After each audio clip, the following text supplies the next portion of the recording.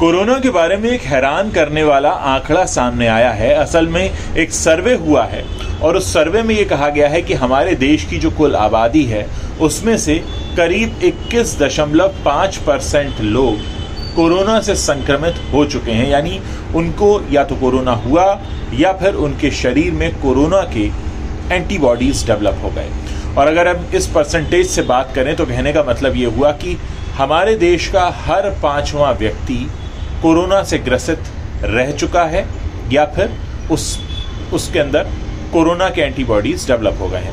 हमारे देश में 29 प्रोविंसेस हैं, राज्य हैं और 7 यूनियन टेरिटरीज हैं जिसमें 130 करोड़ लोग रहते हैं। और अगर हम आज की बात करें तो करीब 1,48,000 ऐसे केसेस हैं जो एक्टिव हैं, जो कि पिछले 8 महीने में सबसे कम है। अगर मैं आपका ध्यान ले जाऊं जून महीने की तरफ, जिस वक्त कोरोना इंडिया में काफ़ी तेज़ी से फैल रहा था, उस वक्त एक्टिव केसेस 1,46,000 थे। इस दौरान हमने बहुत से लोगों को खोया, बहुत से लोगों ने कोरोना से बहुत कुछ सीखा और काफ़ी सारे लोग कोरोना से ग्रसित होने के बाद ठीक भी हुए।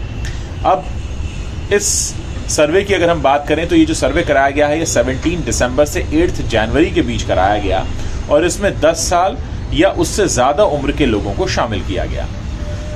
इस सर्वे में 18 साल या इससे ज़्यादा उम्र के करीब 28,589 लोगों को शामिल किया गया, जिनमें से 21.4% लोगों में कोरोना की एंटीबॉडी पाई गई। 10 साल से 17 साल की उम्र के 25.3% बच्चों के संक्रमण की पुष्टि हुई और गांव में 19.1%, जबकि शहरी जो झुग्गी बस्तियां हैं उसमें 31.7% आबादी संक्रमित हो चुकी है। शरीर में एंटीबॉडी अगर मिलती है तो इसका मतलब ये है कि व्यक्ति या तो संक्रमित है या संक्रमित होकर ठीक हो चुका है। और बहुत से ऐसे लोग भी हैं जिन्हें कोरोना हुआ और ठीक हो गया और उन्हें इस बात का एहसास नहीं हुआ क्योंकि उनकी इम्यूनिटी बहुत अच्छी थी।